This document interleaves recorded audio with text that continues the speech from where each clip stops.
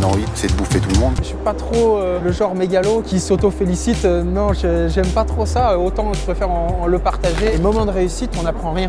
Finalement, il y a plus de mauvais moments dans une carrière de sportif, même si on le voit pas. Salut à tous et bienvenue sur On Time. C'est un immense champion, Alexis Pinturault est le skieur français le plus titré de l'histoire. Il a un palmarès impressionnant. J'ai pu discuter avec lui pour revenir sur sa carrière. C'était un super moment, regardez. Alexis Pinturault a grandi à Courchevel et à 2 ans seulement, il enfile ses premiers skis. En 2006, il intègre le Pôle France d'Albertville. À ce moment-là, il a 16 ans et son entraîneur confie « Il n'est pas le meilleur, il devait être dans les 5 ». Peu auraient parié que le Français deviendrait l'un des plus grands skieurs de tous les temps. Comment tu es accueilli quand tu reviens à Moutier, en Haute-Savoie ou à Courchevel?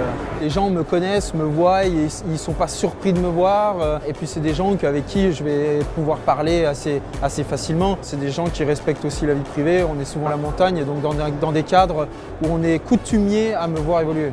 Nous, on est un sport où il n'y a pas une surmédiatisation, donc on n'est pas non plus trop dérangé. Et on a aussi l'avantage, je dis bien l'avantage, c'est de porter souvent un casque-masque, ce qui fait qu'on est peu facilement identifiable ou reconnaissable du grand public. Et ça alors, c'est quelque chose qui t'arrange ou pas? De ne pas être reconnu, d'être arrêté Ça peut être difficile pour certains sponsors, partenaires ou même des gens de manière générale, mais par contre c'est un gros avantage pour la vie privée. Ouais. À seulement 17 ans, il est champion du monde junior devant le grand favori, l'Autrichien Marcel Hirscher. C'est son premier coup d'éclat. Et quand je l'ai vu, c'est qui ce gars? La première d'une longue série puisqu'il comptabilise aujourd'hui 34 victoires en Coupe du Monde. C'est de loin le skieur français le plus titré de l'histoire. La victoire d'Alexis Pinturault! Oh là là! La 34e victoire! Oh, les frissons! Est-ce que justement parmi ces victoires en Coupe du Monde, il y en a une qui a une saveur particulière peut-être? Il y a une victoire qui m'a apporté énormément de choses. En 2021, quand je gagne le Gros Globe, cette victoire-là m'a permis de gagner la course bien entendu, mais de m'apporter le petit globe de la spécialité du géant, donc le classement général du géant donc sur l'année, et le classement général de l'ensemble des disciplines, le Gros Globe. Donc c'est cette victoire qui a été lourde de sens et qui m'a apporté énormément de choses autour. Et cette victoire le jour de ses 30 ans est un véritable exploit pour Alexis Pinturault, puisqu'il est seulement le 3e Français de l'histoire à remporter le classement général de la Coupe du Monde, 24 ans après Lucas Alphand. Qu'est-ce que tu t'es dit quand tu l'as fait, quand tu as franchi la ligne de course? Que c'était un rêve que je touchais du doigt. J'ai travaillé, j'ai vraiment persévéré pour aller le chercher. Et donc de le toucher du doigt, ça a été une grosse forme d'accomplissement et de plénitude. Et là, il est rangé où du coup? Il est rangé à l'hôtel de famille. Mon grand-père a construit un hôtel à Courchevel qui restait dans la famille. Aujourd'hui, c'est ma sœur qui s'en occupe et du coup, il est à la réception de l'hôtel. Bien gardé. Bien gardé, mis en évidence parce que le but, c'est de pouvoir partager avec les clients qui viennent ou même les gens qui viennent de l'extérieur parce qu'il y a aussi pas mal de mes trophées qui sont là-bas. Je suis pas trop le genre mégalo qui aime ça avoir chez lui et qui s'auto-félicite. Non, j'aime pas trop ça. Autant je préfère le partager et faire vivre un peu ce côté historique de ce que j'ai pu accomplir. Est-ce qu'elles tiennent les 34 Coupes du Monde aussi à l'hôtel, à la réception? Non, elles tiennent pas toutes. Surtout qu'il y a aussi 75 podiums. Donc après, on a priorisé, on a mis les victoires, on a mis les globes. Donc les globes, c'est les classements par discipline et les médailles. Et après pour le reste, il faudra voir où on le met. Et donc du coup, grâce à tous ces titres, tu as un peu une posture de favori, mais comment tu le gères un peu, tu vois, ce statut-là? C'est pas facile au début, on est tout de suite mis sur le devant de la scène, on a l'impression qu'il y a trop de choses qui arrivent en même temps, que ce soit la reconnaissance médiatique ou alors la deuxième partie qui est la reconnaissance de la fédération aussi d'une certaine manière, parce que la fédération attend ensuite des résultats, même si c'est pas expressément dit, on le ressent. Ce qui fait que du coup, il faut assimiler tout ça, ça prend un certain temps. Et avec le temps et l'expérience, derrière, les choses deviennent plus faciles.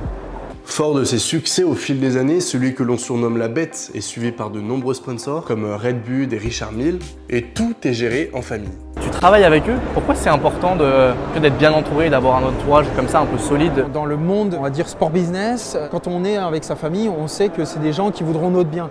Quand on travaille avec des gens qui sont extérieurs, il y a aussi, entre guillemets, beaucoup de charlots, beaucoup de gens qui promettent monts et merveilles, mais en réalité, il y a peu de fondements. Et donc, il faut savoir faire attention C'est pas forcément toujours facile de se faire bien entourer. Moi, quand j'ai commencé ma carrière, j'avais que 18-19 ans, donc j'étais très jeune. Oui, j'aurais pu faire les choses autrement, j'ai eu des contacts, mais finalement ça fonctionnait bien comme ça fonctionnait, et donc on est resté dans ce modèle. Aujourd'hui, tu as de la chance d'être suivi par beaucoup de sponsors, mais c'est pas le cas de beaucoup de sportifs. Mine de rien, c'est pas facile d'en trouver.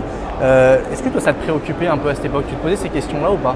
Pas du tout. Quand j'ai commencé à performer, j'étais pas non plus dans l'état d'esprit de se dire il faut que je gagne ma vie, j'ai 23 ans, je n'ai pas de diplôme, je suis dans mon appartement, je ne vis plus chez papa-maman. Là, j'étais dans une autre configuration. J'avais 18 ans, je commençais à faire des premiers résultats et à même pas 20 ans, je fais mon premier podium en Coupe du Monde.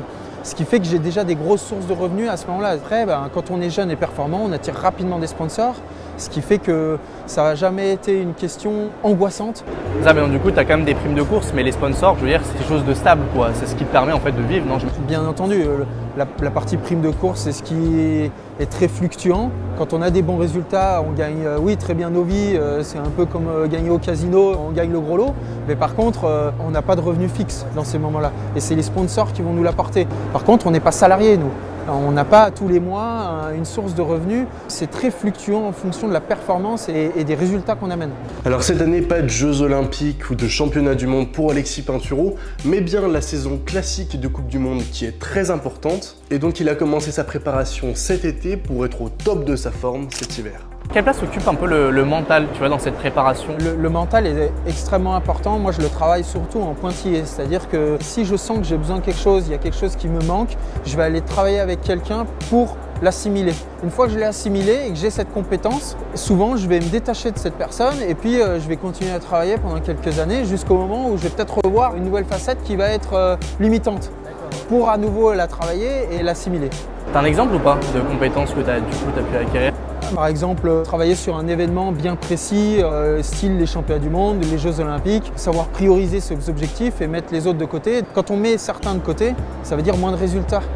Donc c'est accepter le fait qu'il y ait moins de résultats pour en même temps l'objectif plus grand qui est derrière, qui est les Jeux Olympiques ou les championnats du monde. Parce que là, on va aller chercher l'or ou une médaille et donc du coup, on se met en condition. En compétition, chaque dixième peut compter, peut te coûter une place, quoi. Comment vous vous préparez un peu à affronter, tu vois, cette pression et puis même les désillusions, tu vois? C'est avec l'habitude, l'habitude ou l'expérience à nouveau. Hein. Il y a toujours des bons et des mauvais moments, mais finalement il y a plus de mauvais moments dans une carrière de sportif, même si on ne le voit pas. Donc il y a plus de sources d'apprentissage que de moments d'émulation où on profite de la réussite. Et finalement, les moments de réussite, c'est une consécration, c'est-à-dire qu'on a réussi à mettre tous les ingrédients dans notre saladier, mais on n'apprend rien. Alors que c'est dans les moments de défaite où là on va se remettre en question, on va se dire ça je l'ai bien fait, ça je l'ai pas bien fait. Est-ce que tu penses qu'on apprend autant d'une victoire que d'une défaite? Par moment oui, mais il faut savoir vraiment prendre le temps d'analyser les victoires, et ce qu'on fait finalement rarement. On ne va pas aller aussi loin au fond des choses, on ne va pas autant se questionner soi-même que quand on subit un revers ou une défaite. Alors les records, il n'en finit plus. En 2022, Alexis est le seul skieur de l'histoire à avoir gagné dans 6 disciplines différentes. Il est donc hyper polyvalent. Mais il veut aller encore plus loin. Il a donc décidé de se mettre au défi de la descente, qui est encore une autre discipline, mais qu'il n'a pas encore expérimenté dans sa carrière.